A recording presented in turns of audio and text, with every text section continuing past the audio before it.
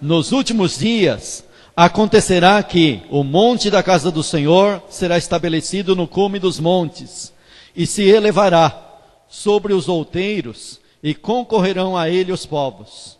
E irão muitas nações e dirão: vinde, e subamos ao monte do Senhor e à casa do Deus de Jacó, para que nos ensine os seus caminhos, e nós andemos pelas suas veredas. Porque de Sião sairá a lei, e a palavra do Senhor de Jerusalém. E julgará entre muitos povos, e castigará poderosas nações até muito longe, e converterão as suas espadas em enxadas, e as suas lanças em foices. Uma nação não levantará a espada contra outra nação, nem aprenderão mais a guerra. Mas assentar-se-á cada um debaixo da sua videira e debaixo da sua figueira, e não haverá quem os espante, porque a boca do Senhor dos Exércitos o disse. Porque todos os povos andarão, cada um em nome do seu Deus, mas nós andaremos no nome do Senhor nosso Deus, eternamente e para sempre. Naquele dia, diz o Senhor, congregarei a que cocheava, e recolherei a que eu tinha expulsado, e a que eu tinha maltratado. E da que cocheava farei a parte restante, e da que tinha sido arrojada para longe, uma nação poderosa, e o Senhor reinará sobre eles no monte Sião, desde agora e para sempre. E a ti, ó torre do rebanho, monte da filha de Sião, a ti virá, sim, a ti virá o primeiro domínio, o reino da filha de Jerusalém. E agora, por que farás tão grande pranto? Não há em ti rei? Pereceu teu conselheiro? Apoderou-se de ti dor, como da que está de parto? Sofre dores e trabalhos, ó filhas de Sião, como a que está de parto. Porque agora sairás da cidade e morarás no campo. E virás até Babilônia, ali, porém, serás livrada. Ali te remirá o Senhor da mão de teus inimigos. Agora, se congregaram muitas nações contra ti, que dizem: seja profanada, e os nossos olhos verão seus desejos sobre Sião. Mas não sabem os pensamentos do Senhor, nem entendem o seu conselho, porque as ajuntou como gavelas em uma eira. Levanta-te e trilha, ó filho de Sião, porque eu farei de ferro a tua ponta e de cobre as tuas unhas. Esmiuçarás a muitos povos, e o seu ganho será consagrado ao Senhor, e a sua fazenda ao Senhor de toda a terra. Amém? Os irmãos podem tomar assento. Profeta Miqueias, cujo nome significa: quem é como Jeová? Somente a presença do profeta já é uma mensagem. Em uma nação que se chama povo de Deus, os escolhidos, eleitos, povo de Israel, que sempre teve um histórico de entrega à idolatria. O povo sempre errou nesse ponto fundamental: idolatria. O povo sempre foi idólatra e acabou sendo levado em cativeiro por causa de tal pecado, idolatria, um dos pecados que foi motivo do povo ser levado em cativeiro. Chega um homem, profeta de Deus, com o nome Miqueias, e o nome já diz: quem é como o Senhor? Olhe para o nome Miqueias e receba um chamado para se voltar ao Deus verdadeiro, único Deus, Senhor dos senhores, Rei dos reis, Deus criador de todas as coisas. Miqueias, quem é como Jeová? Quem é como teu Deus? Quem é como aquele que te chamou? Existe um outro? E os profetas tiveram bastante trabalho nesse assunto, em trazer o povo a adorar um único Deus, um Deus único. Só existe Ele, só tem Ele. E a nossa luta não é diferente. A luta da igreja não é diferente. Se Israel entrou na idolatria, a igreja cristã também caiu na idolatria. Caiu no mesmo erro de Israel. E hoje nós precisamos dessa mensagem. Quem é como Jeová? Miqueias, quem é como Jeová? E aqui no capítulo que nós lemos aqui, existe aqui uma luta entre presente e futuro. Toda a mensagem de Miqueias, ela está estabelecida nisso, entre o presente, o momento presente, aquele momento que se vive, e o momento futuro. O profeta está trazendo no seu livro uma mensagem de destruição, uma mensagem de juízo, uma mensagem de correção, uma mensagem que vem de encontro ao pecado e dizendo assim, o pecado vai ser castigado. Ele não esconde o erro, ele não esconde o pecado, ele não esconde o juízo, ele não esconde a ira, que Deus está irado, que Deus não está contente com a atitude do povo, e fala abertamente para o povo, vocês vão se dar mal. Com a atitude de vocês, vocês não vão ficar bem, vocês não vão estar bem. Você começa a ler Miqueias, quando você chega lá no capítulo 7, você encontra uma mensagem tão desesperadora que você fala assim, está tudo perdido. Ele chega a falar, no capítulo 7, que não sobrou um benigno na terra. Não tem um. Não sobrou ninguém. Não sobrou ninguém. Ele olha para o leito matrimonial e diz, olha, um não confia no outro. Ele olha para os reis e fala, está perdido. Ele olha para os sacerdotes, está perdido. Profetas, estão perdidos, está tudo perdido. É um quadro caótico. Ele olha para o presente e fala assim, nós vamos ser levados cativos. Nós vamos ir em cativeiro. Nós vamos ser levados como prisioneiros por causa do nosso pecado, por causa do nosso erro. Mas ao mesmo tempo ele traz na sua profecia, ele traz no seu livro uma esperança. Ele traz algo de bom, ele traz uma profecia dizendo que as coisas vão melhorar, dizendo que a crise vai passar, dizendo que a situação vai passar e vai vir algo de bom, vai vir uma bênção, vai ter uma bênção. E é esse o conflito do profeta, é esse o problema do profeta e é esse o nosso conflito também. Nós, quando pregamos o Evangelho, temos que pregar o Evangelho verdadeiro.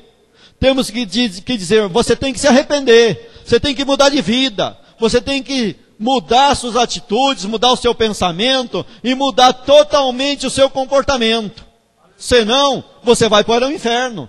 Senão, se você continuar do jeito que você está, não está bom. Tem que melhorar o teu caminho. Tem que melhorar os teus pensamentos. Tem que melhorar a tua obra. Tem que melhorar a tua situação. Tem que melhorar os teus pensamentos, a tua vida, a tua santidade, a tua consagração. Tudo isso tem que melhorar, porque do jeito que está, não pode ficar. A igreja foi chamada para ser uma igreja santa. O povo de Deus foi chamado para fazer a diferença. O povo de Deus foi chamado para as pessoas olhar para você e ver algo diferente em você. E do jeito que você está, não pode ficar. Tem que mudar, tem que haver mudança. Porque se não houver mudança, com certeza Deus vai chamar em julgamento todas as coisas. A Bíblia adverte que cada um receberá do Senhor segundo as suas obras, segundo os seus caminhos. A Bíblia adverte que nós temos uma responsabilidade. Nós temos uma responsabilidade com aquilo que nós ouvimos, com aquilo que nós aprendemos e com aquilo que Deus vai nos ensinando, vai nos guiando, e temos uma responsabilidade com o nosso conhecimento interior, que nós conhecemos o que é certo e o que é errado. Nós temos o costume de repreender e reprovar todo o erro na vida dos outros. E muitas das vezes não aplicamos esse mesmo juízo na nossa vida. Jesus disse assim, com o mesmo julgamento que você julgar, você vai ser julgado. Com a mesma medida que você medir, vão medir a você.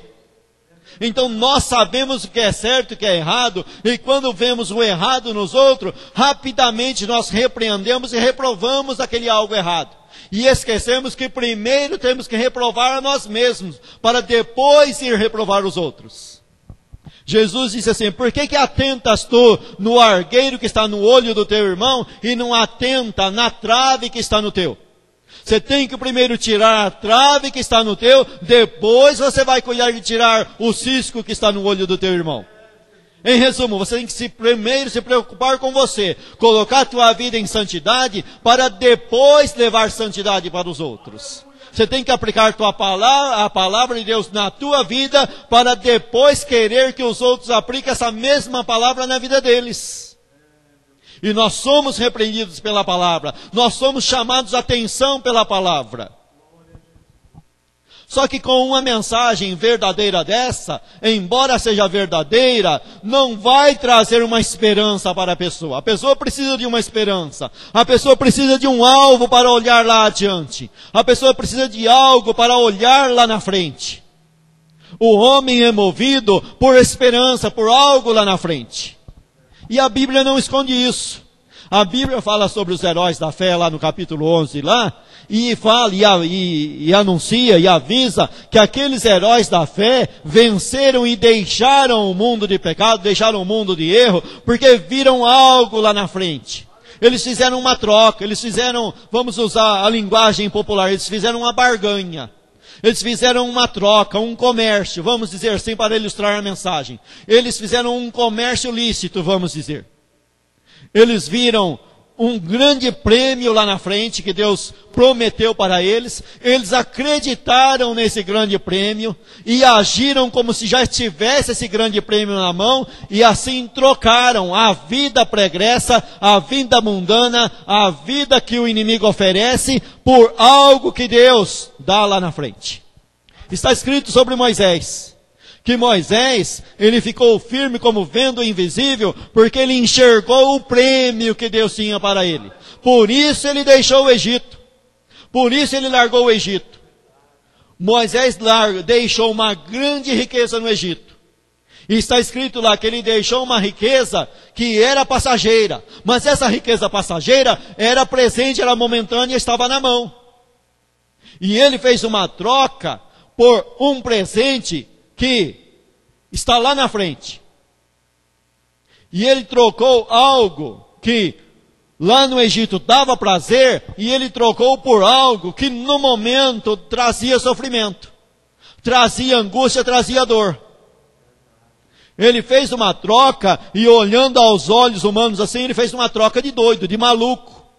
Ele não estava no juízo certo, falando humanamente. Porque ele deixou algo que era ser rei do Egito, que era príncipe do Egito, que era herdeiro de um trono, que tinha tudo na mão, tudo que queria na mão. Ele trocou tudo isso para entrar no meio de um povo que era escravo, que estava na condição de escravo, que não o recebeu como tal, não o aceitou como príncipe. Um povo que disse para ele: mas quem que colocou você como juiz sobre nós? Quando ele foi defender o israelita se voltou para ele e falou: mas quem colocou você como príncipe sobre nós? Quem é que mandou você vir defender a gente aqui? Não aceito a sua defesa, o seu principado, eu não aceito não. E ele, ao invés de cadeira de príncipe, ele foi lá no deserto, sofrer humilhação, viver de favor dos outros, viver do favor das pessoas. E está escrito, porque ele viu um prêmio que estava lá na frente. E nós precisamos enxergar esse prêmio. Nós precisamos ver esse prêmio. Porque nós temos que trocar algo que é visível por algo que é invisível. Nós temos que trocar o visível, o palpável, por algo que nós andamos por fé, caminhamos por fé, falamos que temos na mão, mas não conseguimos apresentar nada, nenhuma prova. É esse o caminho da fé, é essa a proposta da fé. E o profeta Miqueias aqui, ele traz um pouco dessa glória futura. Ele fala um pouco dessa glória futura. E ele faz um conflito entre essa glória futura e o presente, o momento, aquele instante que ele está vivendo. E ele introduz aqui no capítulo 4, dizendo assim: mas nos últimos dias acontecerá que o monte da casa do Senhor. Nos últimos dias. É difícil, dentro do estudo das profecias, você estabelecer esses últimos dias. Ele é vasto, ele é longo, ele é imenso. você pegando a história, ele começa lá em Atos dos Apóstolos. Você pode pegar lá em Atos dos Apóstolos, no começo desses últimos dias. Você pode voltar um pouquinho antes com Cristo, porque esses últimos dias fala da aparição do Messias. Você pode pegar um pouquinho antes de Atos dos Apóstolos e começar a falar desses últimos dias. Ele está trazendo aqui nos últimos dias. Vai ter julgamento? Vai, mas também vai ter uma bênção. Vai ter correção, vai ter vara, vai ter julgamento pesado? Vai. Mas também tem uma promessa para os últimos dias, tem uma esperança para os últimos dias. E qual que é essa esperança? Ele pega o templo, ele pega o monte e o templo. Qual que é o monte? O monte onde está construído o templo. Geograficamente, o templo estava construído em cima de um monte, em cima de uma colina. E esse era o lugar de adoração do judeu. Era o lugar que foi estabelecido por Deus, usando o rei Davi, usando o rei Salomão, filho de Davi, o qual construiu a primeira vez o templo lá. E ali estava o lugar de adoração, o lugar central do povo de Israel, o lugar central da terra de Sião, o lugar central da cidade de Jerusalém, o local sagrado de adoração, aonde estava a arca de Deus, aonde estava o tabernáculo de Deus, onde estava representado a presença de Deus. Deus estava no templo e Deus era dono do templo. E agora o profeta pega essa linguagem e diz assim: nos últimos dias, esse templo e esse monte vai ser estabelecido. Ele vai ser estabelecido, nada vai destruir ele. Embora a mensagem do próprio profeta dizia que aquele templo ia ser destruído, que aquele lugar ia ser profanado, mas ao mesmo tempo ele trazia uma profecia dizendo que nos últimos dias esse templo seria glorioso, esse templo seria exaltado. Por quê? Porque nós temos que trazer uma mensagem de esperança, e na realidade é uma palavra verdadeira, é uma palavra de verdade. E os últimos dias começa com a descida do Espírito Santo lá em Atos dos Apóstolos. Jesus veio, Jesus é o Messias, é o Rei prometido que vai vir. Ele já veio e agora ele envia a mensagem, a promessa de seu Pai, e os crentes são cheios do Espírito Santo. O monte está sendo estabelecido, o monte está sendo elevado. Quando você vai lá em Atos dos Apóstolos, o primeiro templo já não existia mais. O primeiro templo já tinha sido destruído. E agora havia sido construído o segundo templo, o templo de Herodes. E hoje? Hoje não existe nem o primeiro e nem o segundo templo. O que é um monte de Sião hoje? Um lugar que você só vê briga, você só vê contenda, você só vê guerras, crimes e mais crimes. Pessoas se degradando. E no lugar do monte não tem um templo, nem judeu e nem cristão. Mas aqui está a profecia, aqui está a palavra. Aqui está a profecia, e em certo sentido, ela já é verdadeira no nosso meio, sabe por quê? Aqui está uma promessa dizendo assim: nos últimos dias o monte vai ser estabelecido. E tem mais uma coisa: ela vai ser estabelecido não somente o monte, mas sobre os montes. Vê que o profeta aqui, ele alarga, ele estende a promessa. Agora não vai ser estabelecido somente sobre um monte, mas vários montes. O reino vai encher toda a terra. O reino vai alcançar a terra. Vai ser expandido para a terra. Quando você fala e ouve sobre cume, você tem que voltar o teu pensamento para algo que está elevado à vista de todos.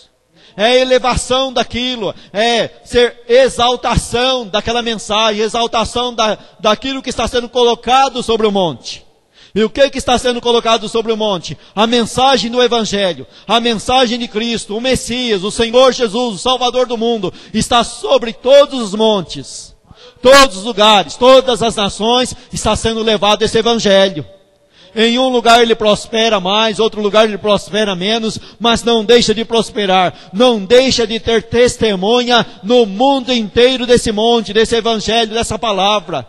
Porque está escrito aqui que nos últimos dias ele vai alcançar todos os montes, todas as nações, todos os lugares vai ser alcançado por essa palavra.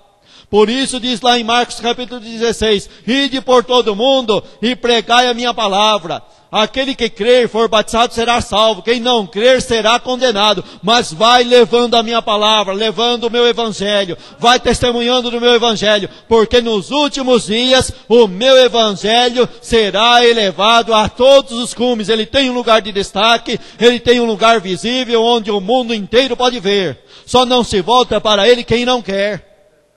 E o mundo não quer, as pessoas não querem, mas o evangelho está posto sobre montes.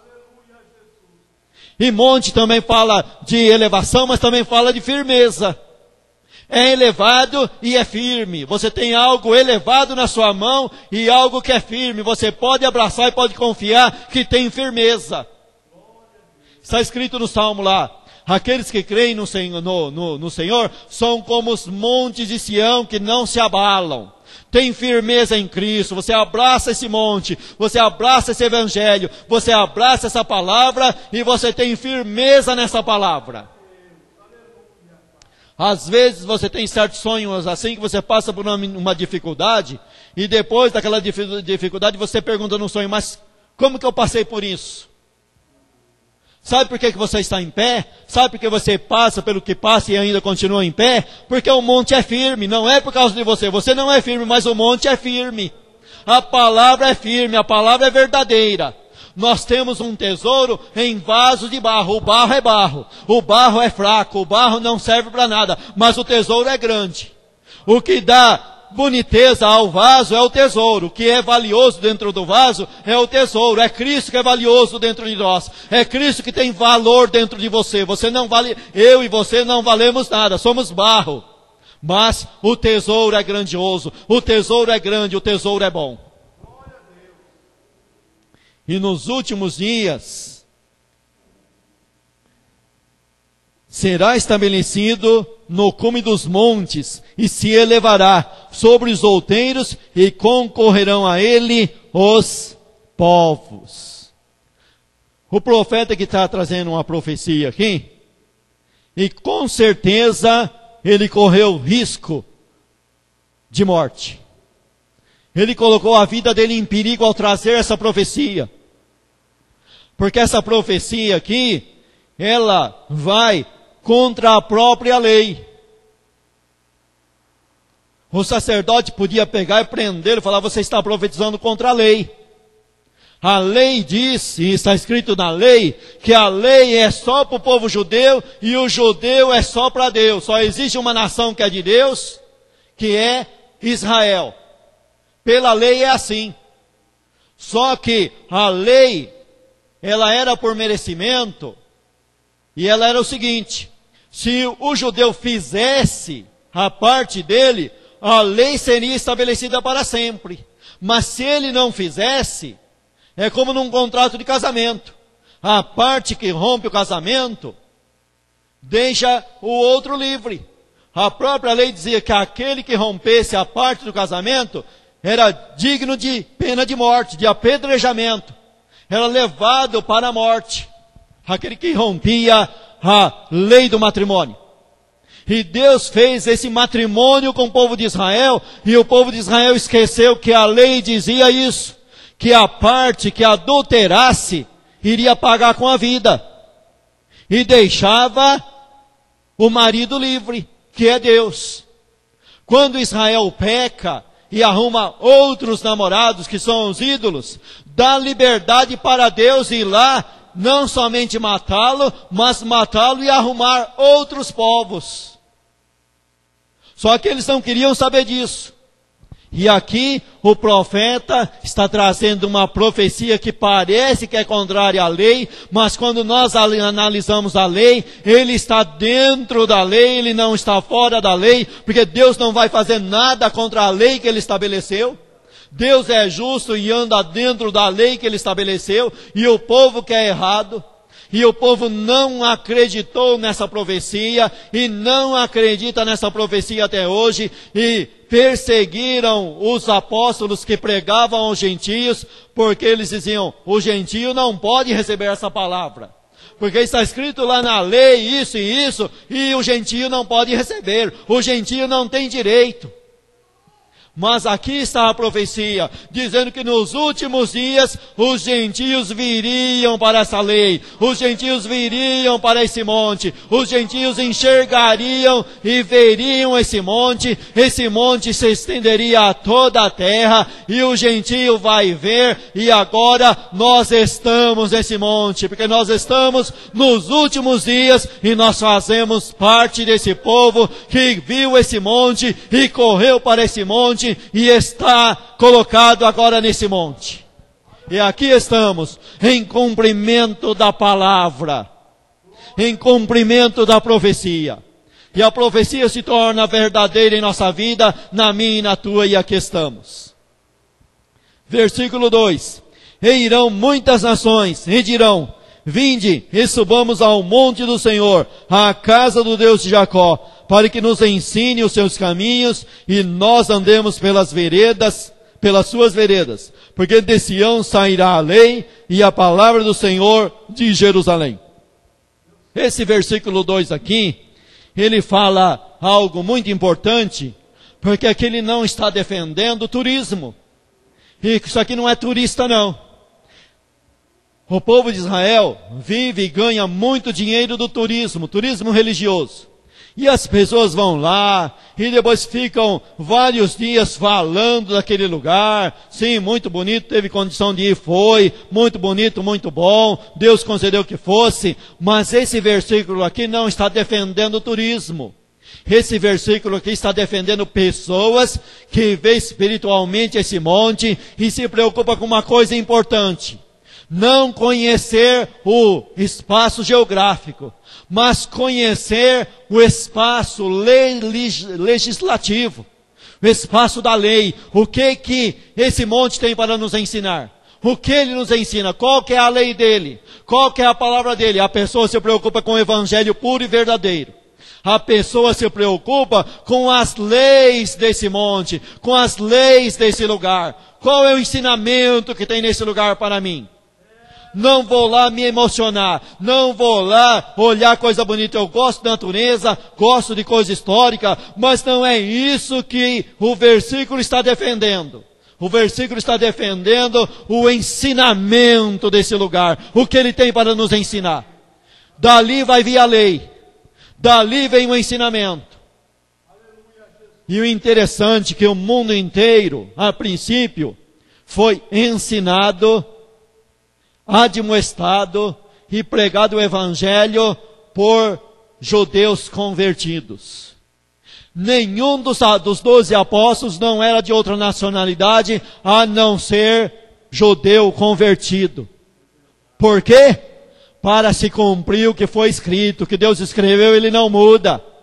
Ele não muda o que ele escreveu. Ele escreveu aqui, que de Sião vai vir a lei, de Sião vai vir o ensinamento.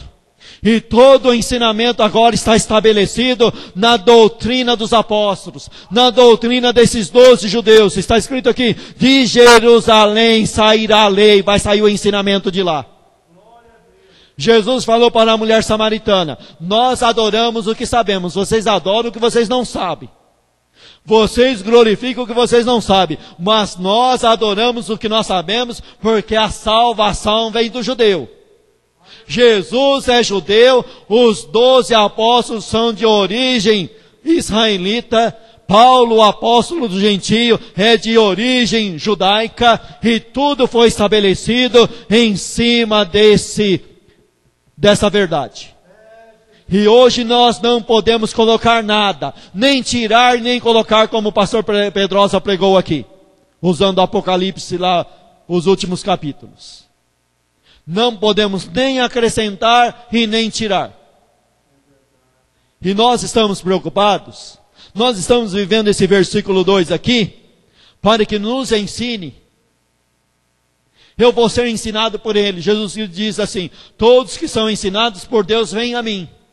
Só vem a mim quem é ensinado por Deus. Sem ser ensinado por Deus, não vai para Cristo. Só vem para Cristo aquele que é ensinado por Deus. Você está preocupado com o ensinamento de Deus na tua vida? Você está preocupado em saber a verdade de Deus nas Escrituras? Você está preocupado em saber que se o que está sendo ensinado para você é de Deus, pertence a Deus, está de acordo com as Escrituras? Nos últimos dias, muitas nações vão vir, mas vão vir de que maneira? Preocupadas com o ensinamento. Se não estiver preocupado com o ensinamento, não tem valor diante de Deus. E diz aqui, no versículo 3, e julgará entre muitos povos, e castigará poderosas nações até muito longe. O que adianta você pregar um reino que não tem justiça? Interessante, a pessoa tem medo do juízo. Só que o salmista olhou para o juízo e disse, como eu amo o teu juízo, Deus. Eu amo o teu juízo. Sabe por que nós devemos amar o juízo de Deus? Porque o juízo de Deus, primeiro, ele é reto, ele é verdadeiro. Segundo, ele vai fazer justiça para o oprimido e condenar o culpado. O interessante é que quando nós olhamos para a justiça do homem, acontece o contrário. O ladrão está solto e a vítima está presa. Quando olhamos para a justiça do homem é assim, não é? Na sua casa tem grade, não tem? Você está preso dentro de casa, não está? E o ladrão está solto na rua. Mas olha para o juízo de Deus. Acredita e confia no juízo de Deus. Deus diz assim, minha é a vingança, eu darei a recompensa. Quando nós olhamos para o reino dos homens, não existe justiça. E às vezes você fala assim, mas eu tenho uma vontade de fazer justiça com a própria mão. Ah, se eu pegasse esse camarada, eu dava uma surra tão grande nele, pelo que ele me fez. Muitas das vezes não dá vontade de fazer isso. Mas aí nós lembramos do ensinamento. Qual é o ensinamento da palavra? Minha é a vingança, eu darei a recompensa. A vingança pertence a Deus, não pertence a nós. A nós compete entregar na mão dele. Está escrito sobre Jesus Cristo, que ele entregava tudo na mão do Pai que julga retamente. Ele tinha poder para pedir uma legião de anjos e o Pai daria. Mas ele olhava para a palavra e como homem, ele tinha que fazer como todo homem tem que fazer, tem a obrigação de fazer. Ficar indignado? Está certo de ficar indignado com a injustiça. Às vezes eu me pego em um pensamento, mas numa indignação tão grande pelas injustiças que a gente sofre. Coisas injustas que a gente sofre. O reto pagando pelo que não deve. Mas nós nos voltamos para as Escrituras e vemos que o mesmo aconteceu com Cristo. O que ele fazia? Ao invés de pedir uma legião de anjos, ele disse, não, eu vou para a cruz. Eu vou para a cruz, porque se eu não ir para a cruz, o povo morre sem salvação. Eu vou para a cruz e entrego na mão do meu Pai, que na hora certa, no momento certo, Ele vai dar o pagamento certo, o pagamento correto. Deus vai trazer o pagamento certo para o justo e o pagamento correto para o injusto. Porque nesse reino haverá justiça. Uma das coisas que vai marcar esse reino é a justiça. E no presente, nós enxergamos isso? Muitas das vezes não. Deus nos concede, muitas das vezes, ver justiça na terra. Assim, Deus concede. Muitas das vezes a gente olha para aquela palavra e vê a palavra falando assim, aquele que cava uma cova cai nela. E você vê a pessoa cavando a cova para você, e depois vê a pessoa caindo naquela cova, e você vê a pessoa caindo na cova, e ainda o Espírito Santo vai lá, é o Espírito Santo que faz isso, age no teu coração, ainda faz você ter dó e misericórdia da pessoa que caiu naquela cova que ele fez para você. Só que muitas das vezes acontece o contrário, você cai na cova e você paga pelo que não deve. Mas a promessa é que o reino de Deus vai ter justiça. E nós amamos essa justiça. E nós temos esperança nessa justiça. Outra coisa aqui. Vamos caminhar aqui no texto. poderosas nações até muito longe, e converterão as suas espadas em enxadas e as suas lanças em foices. Outra coisa, marca desse reino, paz. A paz. A paz é uma marca do reino. E é uma marca que já acontece no meu e no teu coração. Porque a primeira paz que deve existir no coração do convertido é a paz com Deus. Sabe que antes de recebermos o perdão dos nossos pecados, antes de receber a salvação, nós éramos inimigos de Deus. E como inimigos nós estávamos em guerra contra Ele. Agora, pela obra de Cristo, nós somos reconciliados. Aconteceu a reconciliação do pecador com Deus. Agora não somos mais inimigos. Agora não estamos mais no status de pecador. Estamos no status de redimidos, pecadores perdoados. O sangue de Cristo veio em mim, em você, e promoveu a paz entre você e Deus. E consequentemente, a paz entre nós. Então a paz de Cristo, que excede todo entendimento, agora habita ricamente no nosso meio. E você tem paz com Deus. Só que ao pé da letra que essa profecia, ela é 100% futurista. Nós a aplicamos de maneira correta, ela no presente. Mas você olhando ao pé da letra, ela é 100% futurista. Por quê? Porque ele está aqui falando aqui, não somente de paz entre você e Deus, mas de paz entre as nações. E você pode pesquisar a história, nunca houve paz entre as nações. Existem pessoas que obtêm paz com Deus? Existe. Está todo mundo fazendo guerra contra ele, mas ele está em paz. O salmista disse assim, em eu abrindo a minha boca, eles já estão em guerra contra mim. Eu sou de paz, mas em eu abrindo a boca, já estão em guerra contra mim. Nem precisa eu fazer nada. É só eu abrir a minha boca. Já estão em guerra contra mim. Mas, amém. Eu continuo em paz com Deus. Você continua em paz com Deus. E nós estamos em paz uns com os outros. Mas ao pé da letra, não existe paz entre as nações. Mas aqui ele está trazendo uma profecia que dizendo assim, as nações vão pegar os seus instrumentos de guerra e vão transformar esses instrumentos em instrumentos de lavoura. Aqui você encontra aqui um linguajar que é próprio desse profeta, da origem dele. Ele é de origem camponesa, não somente que mexia com lavoura, mas também que mexia com gado. Então era agricultura e agropecuária. E ele usa essa linguagem. Agora ele olha para os seus ouvintes e faz uma promessa usando uma linguagem que todo mundo vai entender. E ele está dizendo, vocês vão ser salvos, vocês vão ser libertos, não com instrumentos de guerra. O Messias vai vir, e esse foi o erro do judeu na época, porque esperava um Messias bélico, igual eles estavam acostumados. Sempre surgia um Salvador bélico, que arrancava da espada e liderava uma guerra. Tudo era de Deus? Era. Tudo era permissão de Deus? Era pessoas que Deus levantava? Era. Mas agora, com o advento do Messias, com o advento do reino, vai ser diferente. Não vai ser mais dentro daquilo que eles estavam acostumados. Agora o Messias tem palavras que diz que o Messias vai sofrer, vai pagar com a vida, vai morrer, vai ser sacrificado. Tem profecias que diz que o Messias não vai ser dado à guerra. E tudo isso tem que se cumprir na palavra na vida do Messias. E aqui está.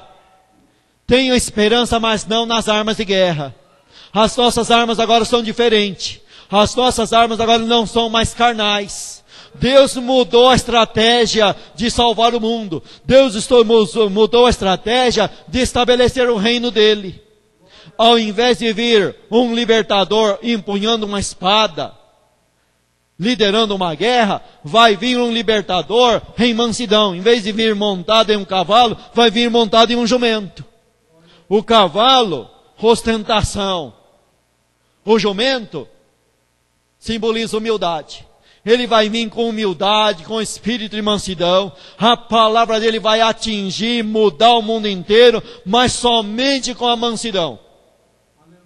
Ele mesmo vai ser levado para a cruz, os seus seguidores vão ser perseguidos, a maioria vão ser assassinados, mas está escrito na profecia que a palavra vai prevalecer, que o monte vai ser cheio com essa palavra, que a casa de Deus vai ser estabelecida através dessa mansidão, que parece que é fraqueza, que é tido como bobo, como tonto, como tolo, que é tido como fracote, mas ela vai ser estabelecida.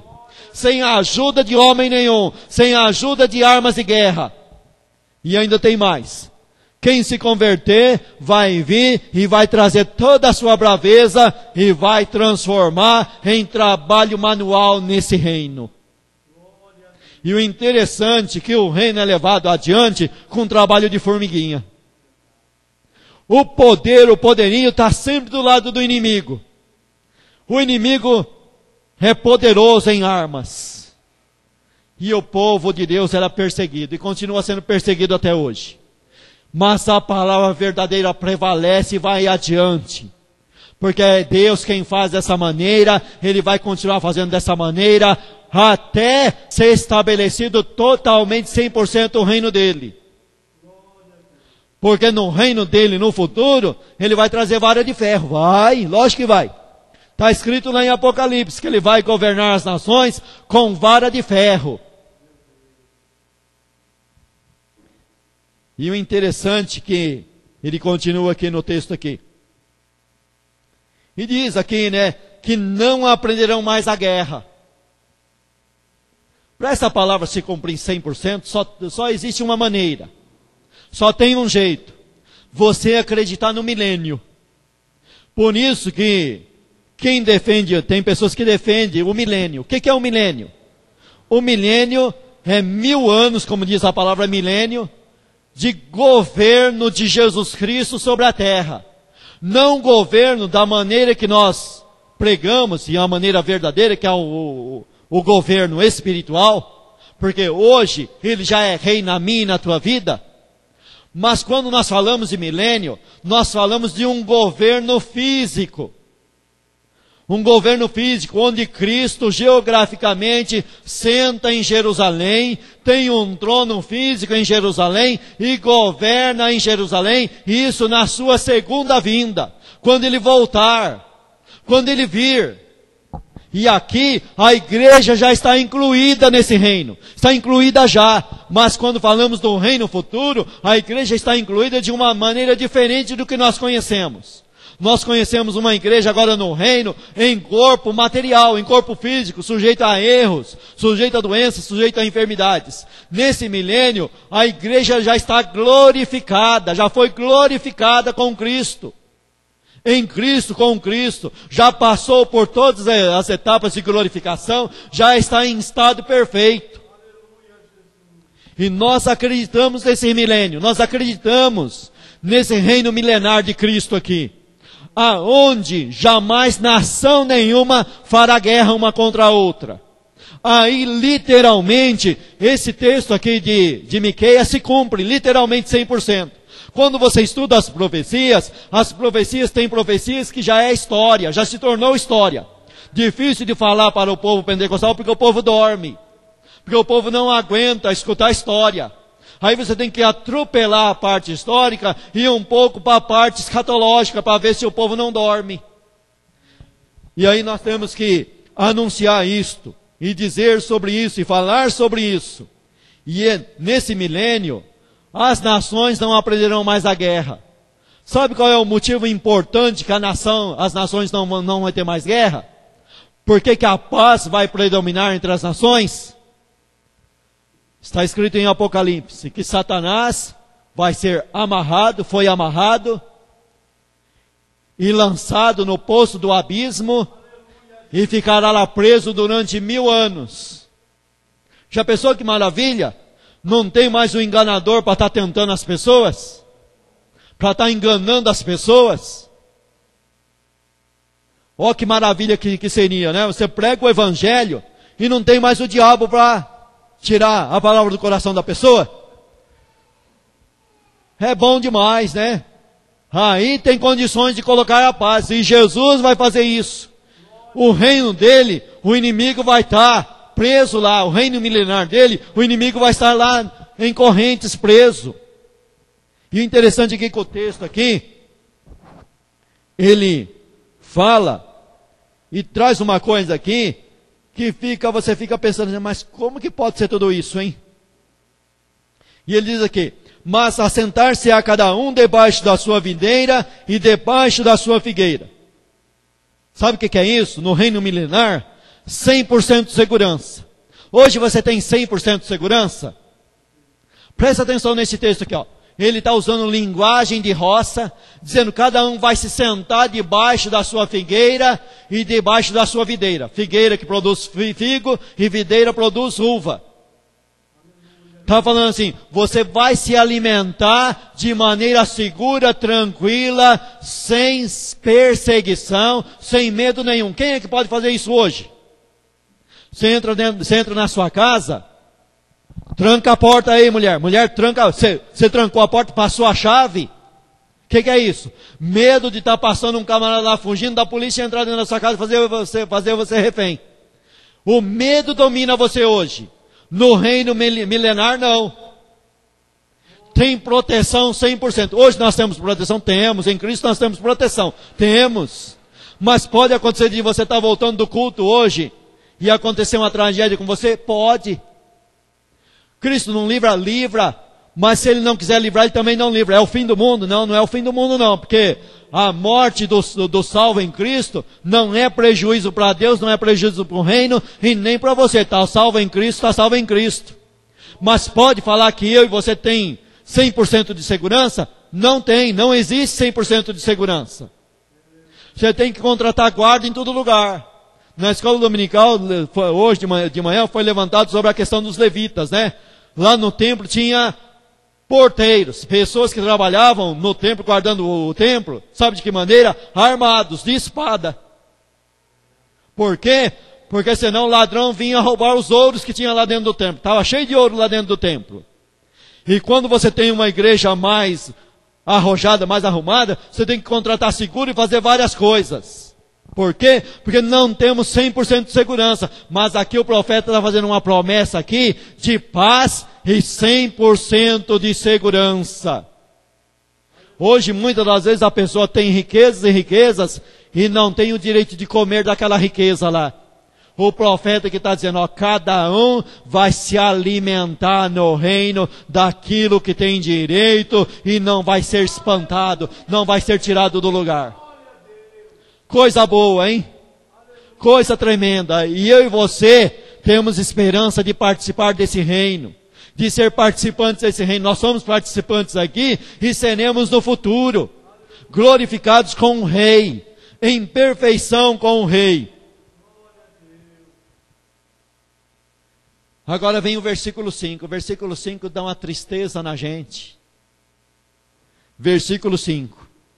Porque todos os povos andarão, cada um em nome do seu Deus, mas nós andaremos no nome do Senhor nosso Deus, eternamente e para sempre. Muito interessante, né? Hoje tudo bem, é fácil entender esse versículo, hoje. O evangelho está sendo pregado aí, e as nações continuam, cada um andando no nome do seu Deus. As nações são idólatras, mesmo aquelas que se dizem protestantes, só é protestante no nome, só é evangélica no nome, mas na realidade anda de mão dada com os ídolos. Você olha para a história no passado, o povo de Israel, 40 anos no deserto, viu maravilhas em cima de maravilhas, mas está escrito, porventura durante esses 40 anos vocês prestaram culto e sacrifício a mim mesmo? Ou prestaram culto e sacrifício a Moloque, aos vossos deuses, a Renfã e os outros ídolos? Interessante que o povo de Israel, a maioria prestava culto para ídolos, lá em pleno deserto. Com tudo aquilo, com todas as maravilhas, com todos os juízos que eles viam, eles ainda adoravam ídolos mudos. Mas nós, quem é esse nós? Esse nós é seletivo.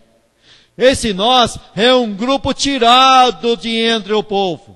Mesmo entre o povo de Israel, mesmo a igreja visível, é tirado um povo que anda no nome de Deus, glorifica o nome de Deus, não namora nenhum Deus desse mundo. Nós andaremos. Agora, pensa comigo, coloca isso no futuro. Coloca isso no milênio. Será que no milênio vai ter isso também? Se você olhar o histórico lá de Apocalipse, depois do 1000 anos, Satanás é solto e engana todas aquelas nações onde Cristo reinou. Por que Satanás engana? Interessante, né? O povo do milênio, o povo normal do milênio, ainda vai continuar andando com ídolos? Se você colocar essa profecia aqui no tempo futuro, no milênio vai ter idólatras. Mas o que ele diz? Nós, os eleitos, andaremos no nome do Senhor nosso Deus. Nós, os glorificados, andaremos no nome do Senhor nosso Deus. Os que são de Cristo no milênio, que ainda estão no corpo da carne, andarão no nome do Senhor nosso Deus. Mas terá nações que andarão ainda com o seu Deus, com o seu ídolo. E Satanás será solto e enganará todas essas nações. E colocará todas essas nações em guerra novamente contra Deus. O interessante, não adiantou nada a surra que tomaram. Apanharam e não aprenderam. Quem é salvo pelo amor é salvo pelo amor. Ninguém é salvo pelo juízo. O juízo não salva ninguém. Porque os camaradas apanharam na guerra do Armagedon, apanharam nas taças da ira, apanharam nas trombetas, apanharam nos selos, apanharam. A maioria morreu no juízo, ficou gente viva e ainda tem gente que não adora esse Deus. Que não adora esse Deus, que não vai glorificar esse Deus. Mas nós andaremos no nome do Senhor nosso Deus. Você é salvo, vai andar no nome do Senhor seu Deus. Você nasceu de novo, o inimigo não tem mais domínio sobre a tua vida, idolatria não tem mais domínio sobre a tua vida, você é um salvo, você é um eleito, você vai morar no céu, você é salvo por amor, pelo amor de Deus. O amor de Deus é incondicional, Ele não impõe condição, Ele te salvou porque Ele te salvou, é somente a pessoa dEle, é o nome dEle. Ele diz: eu farei isso no vosso meio, não por amor a vós, mas por amor ao meu nome. É o meu nome que eu coloco em primeiro lugar, depois eu coloco vocês. Depois vem vocês. Em primeiro é o meu nome, eu coloquei o meu nome, e no meu nome, por amor ao meu nome, eu vou fazer isso no meio de vocês. Então ninguém empina o nariz aí dizendo que foi por causa de mim, não. Não vem com orgulho na minha presença, não. Não vem com orgulho na minha presença, não, porque eu faço primeiro por amor ao meu nome, e em segundo agora por amor a vocês. Mas em primeiro está o meu nome na jogada. Eu coloquei o meu nome sobre vocês e vou fazer por amor ao meu nome. Sabe por quê? Porque eu não vou entregar o meu nome para ser blasfemado pelo inimigo. E é o meu nome que garante a vitória da igreja. É o nome de Cristo que garante a vitória da igreja. Você tem vitória porque o nome de Cristo está sendo colocado na tua vida, foi colocado na tua vida e vai ser deixado na tua vida, e você é salvo porque Ele ama o nome dEle. Não é porque eu e você somos bonzinhos, não. Não temos nada de bom. Nada que chama a atenção do rei. É o puro amor dele que foi colocado na minha e na tua vida que chama a atenção dele. Naquele dia, diz o Senhor, congregarei a que cocheava e recolherei a que eu tinha expulsado e a que eu tinha maltratado. Aqui agora, a partir desse versículo aqui, vai entrar o conflito presente. Porque o profeta está trazendo algo futuro, mas ele tem que olhar para o presente. Qual que é o presente? O presente é o tempo presente é um juízo sobre quem? Sobre o povo que ele está profetizando. E ele está dizendo: olha, naquele tempo, naquele dia, eu vou congregar a que cocheava. Sabe que você olha para a história da igreja assim, e aula da escola dominical passada, eu estava em casa meditando no tema governo da igreja, tema governo, e você encontra tantos erros nesse tema governo, que você fica em dúvida. Você já parou para pensar? Votar em quem votar? Tema governo é um tema complicado, porque você fica assim, mas em quem votar? Em quem eu acredito? E o governo que é colocado para benefício do povo, trabalha em benefício próprio e contra o povo. Quando você olha politicamente, não é isso que acontece? E aqui tinha gente cocheando. Quem que cocheava? O verdadeiro israelita, o verdadeiro crente. Estava cocheando, tentando andar na fé, está andando na fé, mas da onde ele não esperava vem o escândalo. Da onde ele não esperava a perseguição, vem a perseguição. Da onde ele menos esperava. É como diz lá o sábio Salomão, né? Um pobre que persegue outro pobre é desastroso. É desastroso um pobre perseguindo outro pobre. Porque, mas como é que pode? Um pobre perseguindo o outro? Aí você chega na igreja e fala, mas um crente perseguindo o outro? Mas o camarada tem um lugar para estar me defendendo, me consolando, ele está me perseguindo. E você sai cocheando. O que é cochear? Sai mancando. Se caminhar com saúde já é difícil. Imagina mancando. E interessante que a verdadeira ovelha, muitas das vezes anda mancando por aí. Mancando porque foi machucado por alguém que estava colocado para dar proteção para ela. Aqui, historicamente, aqui também era por causa do pecado. Pecado de quem? Pecado do povo de Israel. E agora estamos cocheando. Um momento é por causa do nosso próprio pecado, outro momento é por causa do erro dos outros, erro que nós não temos culpa, e estamos cocheando. E aí, largado no mundo afora aí, a bel prazer, cada um vem e arranca um pedaço de você, cada um arranca um pedaço da lã, cada um vem e leva um pedaço da lã. Quando você vê, a ovelha está nua, sem lã nenhuma, levaram tudo embora. Aí depois de levar a lã, o camarada olha e fala, não, mas tem osso ainda, vamos pegar os ossos.